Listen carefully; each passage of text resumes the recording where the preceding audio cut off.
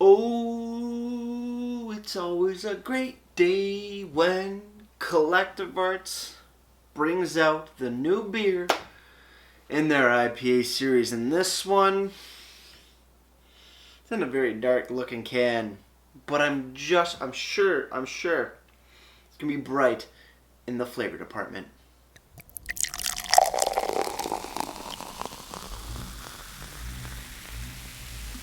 Beer. Hello everybody, welcome back to me, Mate Brewski from the Brewski Review. And today the beer that I have for you guys is by the great Collective Arts out in Hamilton, Ontario. And this is the 14th iteration, 14th beer in the series. Their IPA series. We have IPA number 14 for you guys to check out to see what's going on. And this is a series that it's like Christmas every time they bring out a new one. So Christmas comes a few times a year for me. But yes, Collective Arts IPA number 14, double dry hopped double IPA with hops of Citra, Matuka, and Idaho 7. 7.1% alcohol by volume. Unknown IBUs. They don't list the IBUs no more on their cans or on the website. And Untapped is also showing no IBUs, but that's just fine. It's the IPA series. And we got some squiggly lined people for the can art, which is pretty unique and pretty damn cool. So without further ado, let's crack this bad boy open. Let's see what we got. Oh, I can't believe they've been doing this IPA series for so long, but it's always a good time. Again, we do have our Collective Arts little glass here. Not the IPA glass. RIP. But hey, we got this. Let's pour it up. Let's see what we got.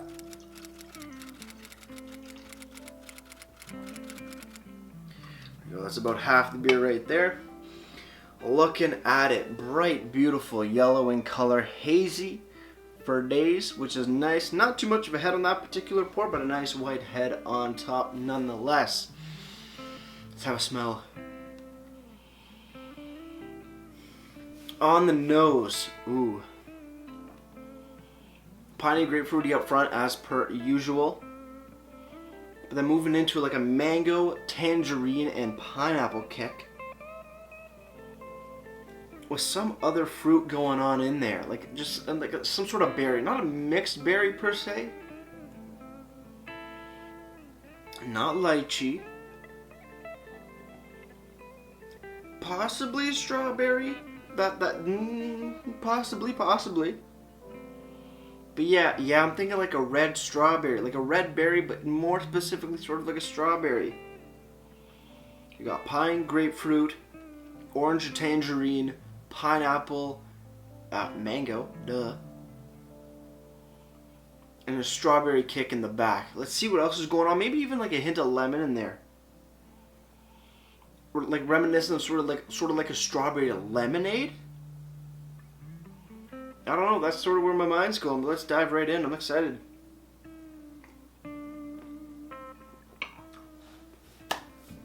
On the sip, very heavy dank, nice resin to it.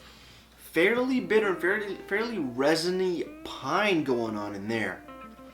Yeah, those are definitely the big flavors. It's not as, at least on that first sip, not as fruity, not as sweet. A little bit more on the bitter side of things when it comes to big IPAs, which is enjoyable for sure. But the aroma just kind of threw me off a little bit because the aroma is so sweet and so fruity. Whereas the sip, at least on that first one, is a little bit more dank and resiny forward. But yeah, quite excited still. Cheers, everybody. Let's keep on drinking. Let's see what's going on.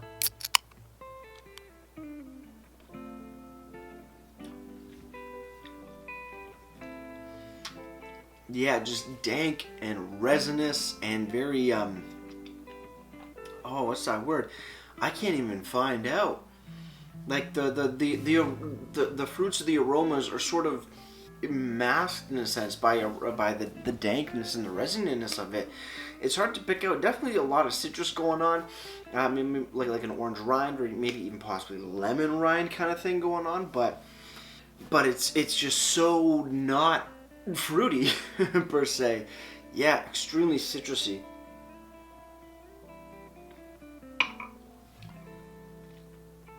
Yeah, an orange or a lemon of some sort, but rindy, not juicy. Little bit of zestiness going on. Not juicy as in like orange juice or lemon juice. Definitely on the rind. Definitely fairly bitter. Going through the whole thing. There is a little bit of a sweetness in the beginning.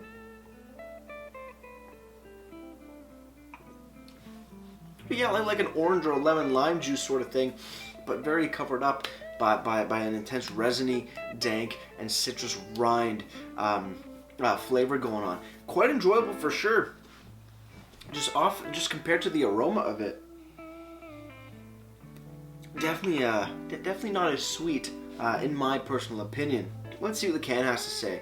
Collective Arts IPA number 14, double dry hopped, double IPA, Citra, Matuka, and Idaho 7 hops, 7.1% alcohols by volume, like I said. And the can art is done by, sorry if I mispronounce your name, sorry, Grammy Zirk of Vancouver, BC, Canada. Nice. Limited edition, unfiltered, that's really all the information they give you. But on the bottom we do have a packaged on August 24th, 2020. So it's only 4 days old. Fresh as all shit, and I can definitely appreciate that.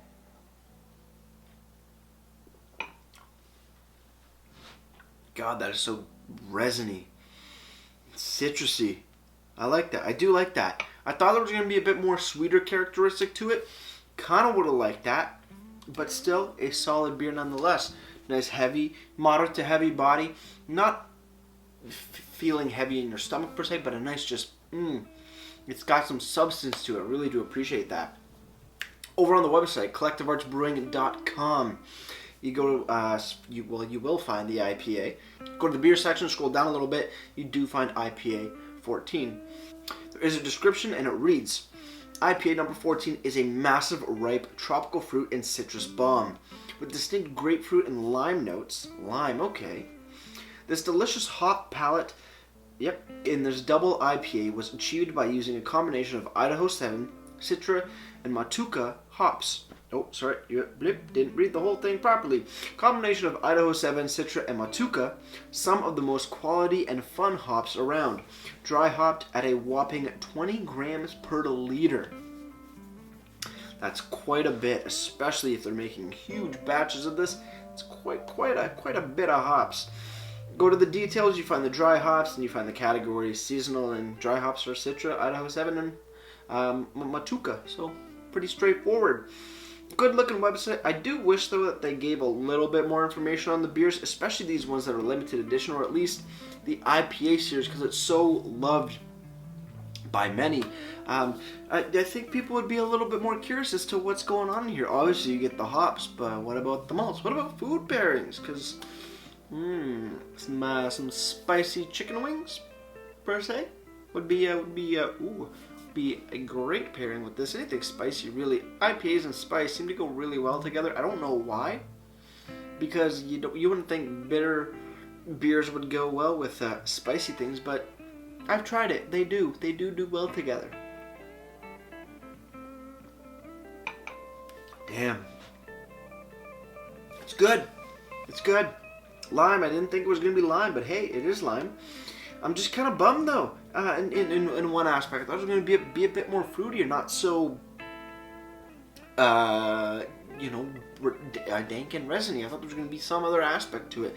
Not my favorite from the series, but still a solid contender.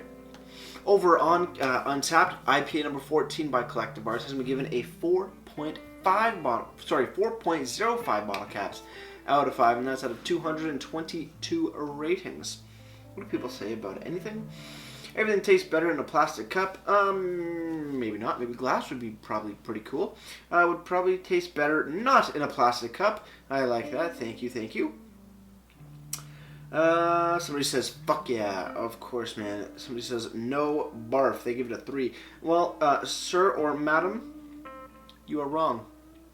Just putting that out there. But yeah, some pretty good stuff overall. If you want to go pick up Collective Arts IPA number 14 from your local LCBO, you will be paying $4.75.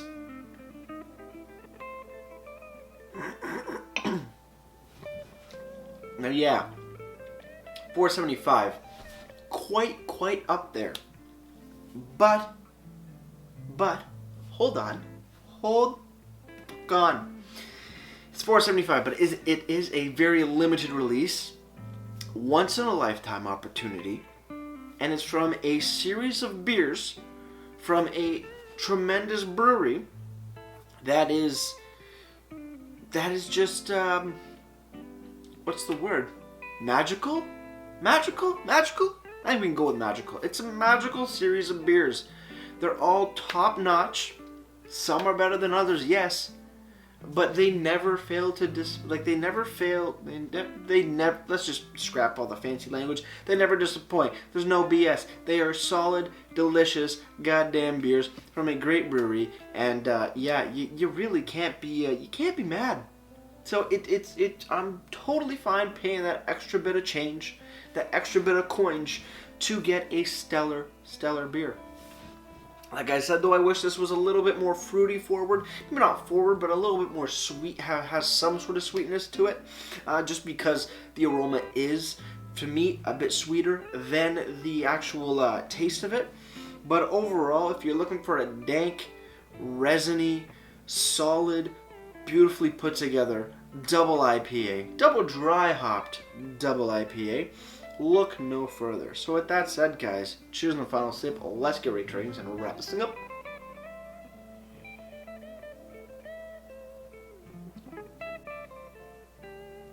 And one note before we get right to ratings is that even though this beer is 7.1%, even though it is fairly dank and resinous and bitter, extremely hop forward, you are not gonna have any problems with it. It goes down absolutely smooth, like velvety smooth, and it brings some joy, it brings some oomph to the night or to the moment that you're drinking it, and all the problems in the world go away.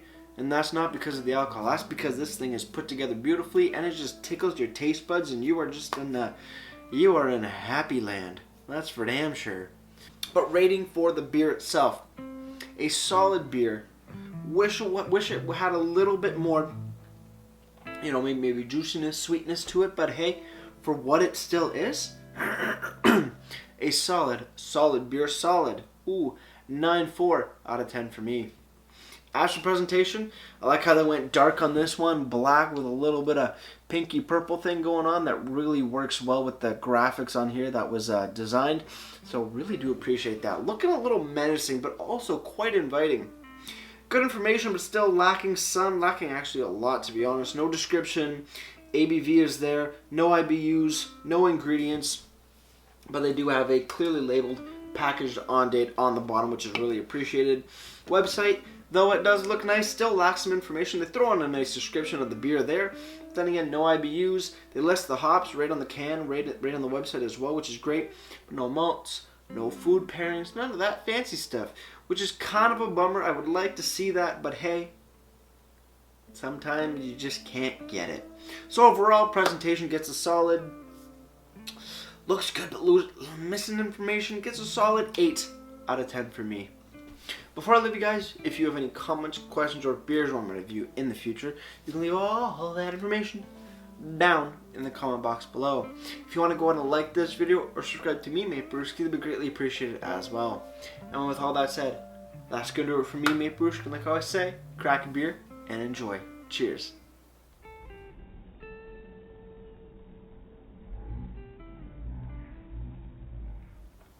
A big IPA number 14 is delicious, even though it's not as sweet as I wanted. Hey, that's just okay with me. Cheers.